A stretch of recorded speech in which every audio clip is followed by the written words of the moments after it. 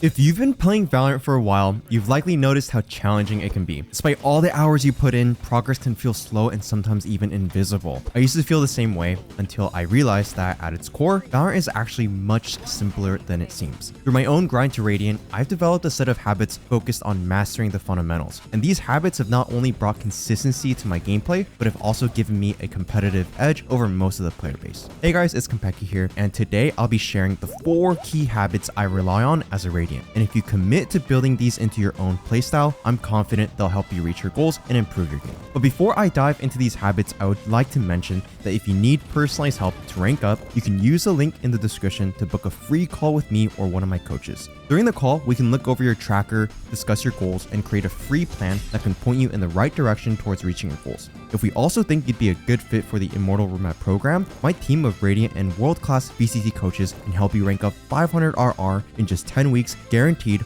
or we either coach you for free until you do, or you get your money back. Hurry, because we just opened up 80 new spots for the next cohort, and the limited spots fill up fast. Now, back to the video. The first habit I'll be breaking down is a fundamental but essential aspect of Valorant, playing to the numbers advantage when your team is up a player. Now, I know you've probably heard this tip countless times, but that's because it really does matter. Even with slightly outdated stats, it's clear how powerful a 5v4 advantage can be. Pro teams often convert rounds with an extra player at around an 80% success rate.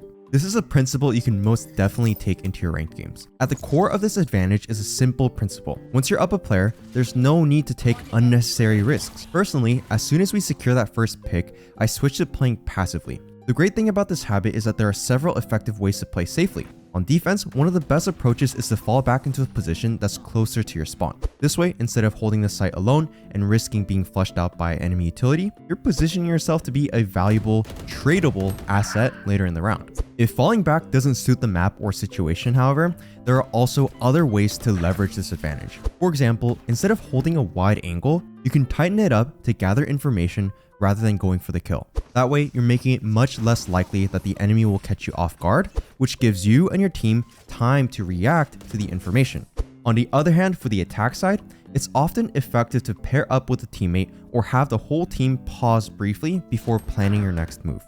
This strategy revolves around understanding the game's macro theory. I like to think of it as a push and pull dynamic between both sides across the map. When the game is even, both teams are taking relatively safe risks to find an opening. But once a team gets that opening kill, the advantage shifts and the team with the upper hand can now control the field without needing to look for engagements. Once this happens, the team on the losing end will often be forced into making riskier plays as they try to equalize the numbers. So by anticipating these desperate plays as a winning team, you can take advantage of off angles, tradable positions, and crossfires to further solidify your team's control. It's essential to ingrain these fundamentals into your gameplay until they become second nature to you. It all comes down to discipline, but that discipline can carry you through rounds that would otherwise feel really difficult. Finding and using this advantage rather than throwing it away makes you and your team far more challenging to play against. Now, moving on to the next habit, which is a concept we're all familiar with, saving. However, in ranked play, there's a major misconception about when and why to save. Most players tend to save only in extreme situations, like a 1v5 scenario, when a teammate suggests it. While it's true that saving firepower in an unwinnable round can be valuable, this approach is only part of the picture. To get a better understanding, let's look at professional play. If you watched a lot of VCT matches, you've probably noticed how common it is for teams to save whenever they're at a numbers disadvantage. Although we expect saves in 1 vs 3s, it's not unusual to see pro teams choosing to save even in 3 vs 5 or 3 vs 4 situations. They make this choice when the odds of winning are low enough to justify holding onto their weapons, because they know they'll have a much better chance to make an impact in the next round with a full or near full buy, rather than being forced onto an eco. This principle can apply to ranked games as well. There are simple cues to help you decide when it's better to save than to commit to a retake. For instance, if you've lost a lot of map control as a defender and the spike has been planted, a retake may be futile, as attackers will likely be set up in strong positions and off angles that are time-consuming and risky to clear. Another key indicator is the enemy team's ultimates. If they have win condition ults like Brimstones or Killjoys and you're at a numbers disadvantage, a retake is almost impossible. In these situations, saving can help maintain the flow of the game and prevent the enemy team from building momentum with easy eco rounds. You can even try to bait out some of the ultimates that I mentioned by faking some pressure so you don't have to deal with it the next round. While ranked matches can be chaotic and unpredictable, and it's sometimes possible to clutch even in 2v5 scenarios, the higher you climb in rank, the fewer mistakes you'll find to capitalize on. At that level, taking the safer option and saving will often be the wiser choice. However, if your teammates are set on attempting a disadvantaged retake, I suggest adapting on the fly and working with them. Support them by playing for trades, and if exchanges do go well and they find a pick, you can proceed with the retake as usual. If things start to go poorly though, you can still set yourself up to save and preserve your money. Now, we can all agree that playing Valorant without encountering a tilting teammate is nearly impossible. Boss, God help me. God help me. God help me! God help!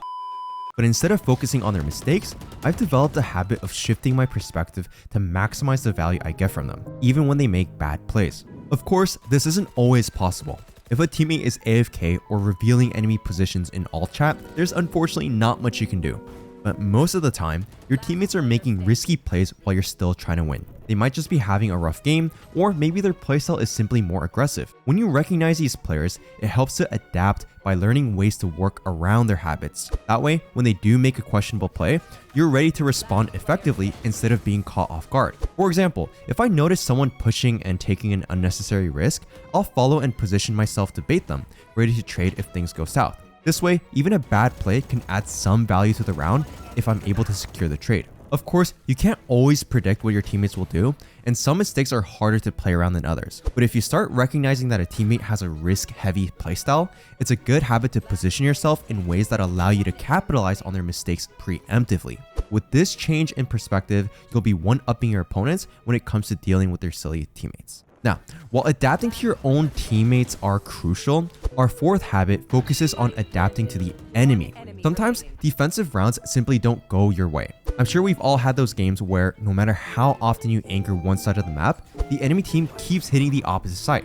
Each round, you insist that this will be the round that they come to your bomb site, but they never do. It's easy to blame your teammates or get frustrated, but that won't help you win.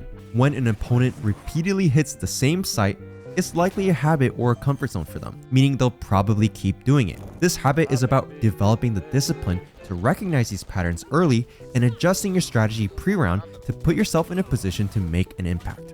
However, adapting to your opponents doesn't end there. Teams often decide which site to hit based on the resources and ultimates they have available. Some ultimates are more effective on specific sites. For example, on Haven, Killjoy's ultimate is far more effective on A site where it covers more ground than on C, which has a lot of gaps. Knowing this, you can predict that the enemy might prioritize A when Killjoy's ultimate is ready, and you can start setting up countermeasures in anticipation. There's also another key factor that often dictates where the enemy will go next, and it's something we all experience subconsciously. Think back to your last ranked game. How did it feel when an execute went smoothly compared to when it failed? Chances are your next site choice was influenced by that success or failure. Similarly, reading into the enemy's emotions can give you insights into their next moves. Try to put yourself in their shoes and analyze the previous round. Did they successfully take control of one area? Did they struggle at the site entrance? Or will they shut down completely? By understanding their likely mindset, you can make educated guesses about their next strategy. People are relatively simple. If you get absolutely crushed before you even leave A main, you're probably going to look more favorably towards B site when it comes to making your next call. So even though this may seem like a lot to consider, building this discipline allows you to position yourself in more impactful spots that can shift the round in your favor. Try to avoid getting stuck in patterns or relying on hopeful thinking. Remember, at the end of the day, you're playing against other human beings. That's it for now. Thanks for watching.